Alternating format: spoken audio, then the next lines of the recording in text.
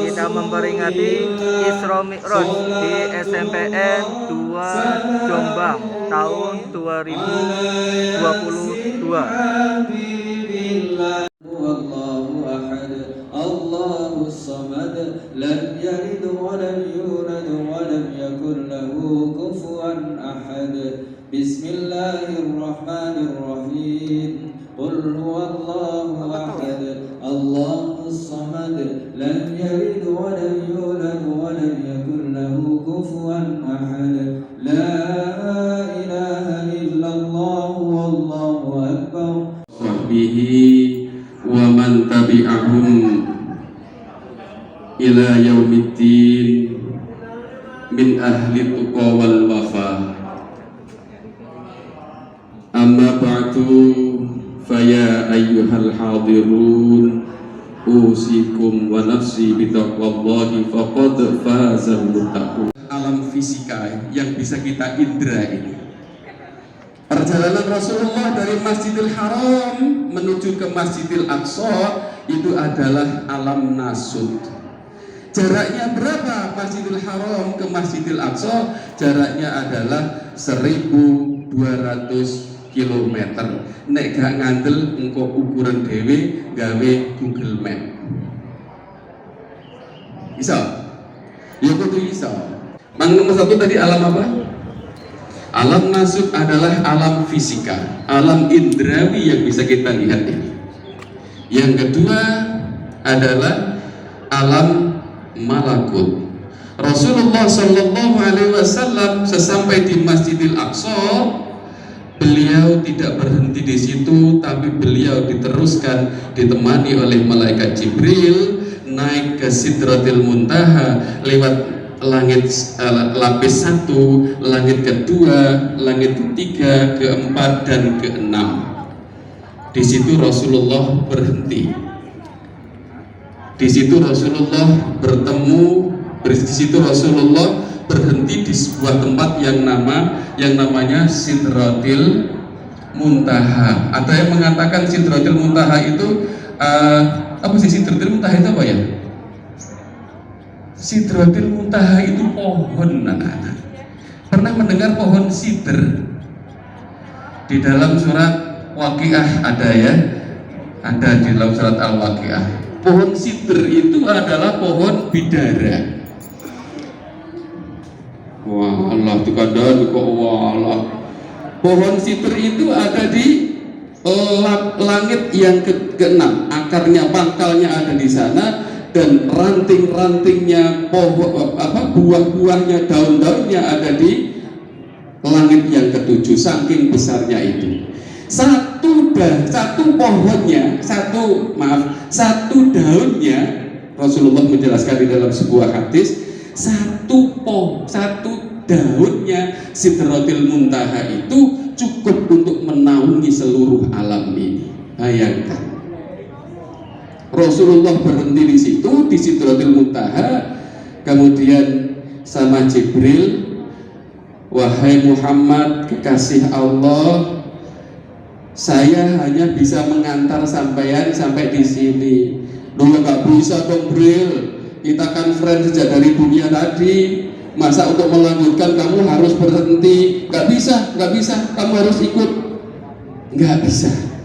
Saya hanya sampai boleh mengantarkan engkau di sini, Muhammad. Batas saya hanya di alam malakut ini. Alam malakut itu adalah langit kedua, ketiga, keempat dan keenam dan ketujuh. Kalau Allah yang mengendaki, apa sih yang tidak mungkin? Semuanya serba mungkin. Yes ya. Nah sudah. Sekarang kembali ke peristiwa Isra Mi'raj. Mengapa Nabi Muhammad SAW melakukan kegiatan Isra Mi'raj? Jadi tujuannya adalah untuk mendapatkan perintah dari Allah untuk melaksanakan kegiatan sholat 5 waktu.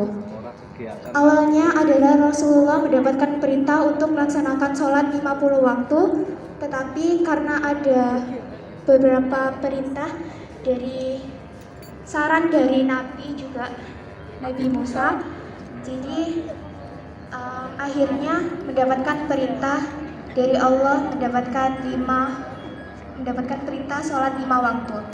Ingat ya, Rasulullah Shallallahu Alaihi Wasallam puasa tadi apa Pak? Sholat ya. Sholat itu hanya oleh-olehnya saja. Sholat itu hanya oleh-olehnya saja.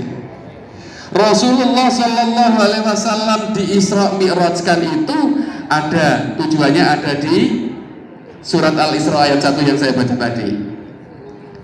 Linuriyahu min ayatina, untuk menunjukkan kebesaran ayat-ayat kami.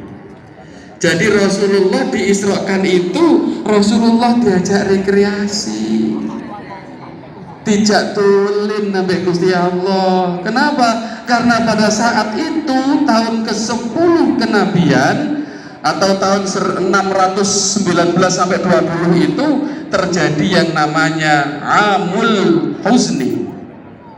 Apa? Amul Huzni, tahun berduka cita.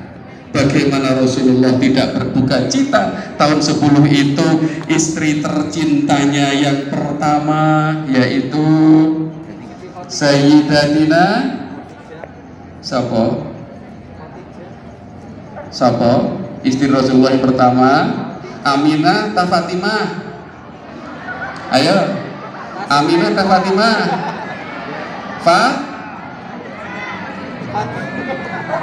Kita siapa? Kok Fatijah piye to? Kok Fatijah? Oh Fatijah.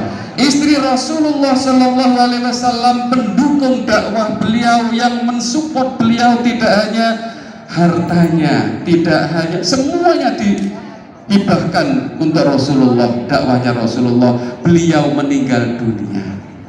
Dilihat dari perintahnya, sholat ini merupakan apa? Merupakan perkara yang luar biasa. Sholat ini merupakan kewajiban yang istimewa dibanding dengan kewajiban-kewajiban yang lain. Perhatikan, kalau Allah memerintah sholat, memerintahkan zakat, cukup dipanggil malaikat Jibril sampaikan ke Muhammad. Allah perintah haji, Allah cukup turunkan wahyu. Wa atimul hajja wal umrata lillah. Cukup turun wahyu. Tapi kalau sholat, nabinya sendiri, rasulnya sendiri yang dipanggil oleh Allah menghadap Allah Subhanahu wa ta'ala. Ini menunjukkan bahwa sholat itu adalah urusan yang besar yang harus kita perhatikan dan nomor-satukan. Yang pertama. Kemudian yang kedua, bahwa Rasulullah Shallallahu Alaihi Wasallam melakukan Isra Mi'raj kemudian mendapatkan ketenangan jiwa. Ayat-ayat yang perintah sholat itu selalu diawali dengan aqimus sholah. Aqimus sholah artinya dirikanlah sholat, bukan i'malis sholat, bukan if'alis sholat, bukan kerjakan sholat, bukan, tapi dirikan. Ada perbedaan yang sangat tajam antara mendirikan sholat dan melaksanakan sholat. Nah, rata-rata kita itu masih melaksanakan sholat, belum mendirikan sholat. Itu hanya sekedar menggugurkan kewajiban. Yang penting sholat, sehingga tidak membawa efek apapun kepada kehidupan kita. Nah, seharusnya adalah aqimus sholat, dirikanlah sholat. Sholat itu kita dirikan, tidak hanya kita laksanakan. Apabila sholatnya beres, sholatnya baik, maka seluruh amal-amalnya sudah dianggap baik. Oleh karena itu anak-anak, jangan pernah meninggalkan sholat. Rasulullah Shallallahu Alaihi Wasallam itu mengadakan perjanjian, ya, bainal kufri wal mu'min tarkus sholat. Perbedaan tipis antara orang Islam dan orang kafir adalah sholatnya. Nek wis wani-wani ninggali sholat dengan sengaja mengingkari kewajiban sholat, maka kita layak disebut sebagai seorang kafir. Semoga kita dengan mendirikan sholat itu akan dikuatkan oleh Allah Subhanahu wa taala, dimudahkan oleh Allah Subhanahu wa taala dalam segala urusan kita. Yang kelas 9 yang sekarang tidak video ujian peringatan dimudahkan oleh Allah Subhanahu Isra wa Mi'raj taala. Yang kelas 7 yang kelas 8 SMPN dikuatkan 2 oleh Allah untuk belajar Jombang. terus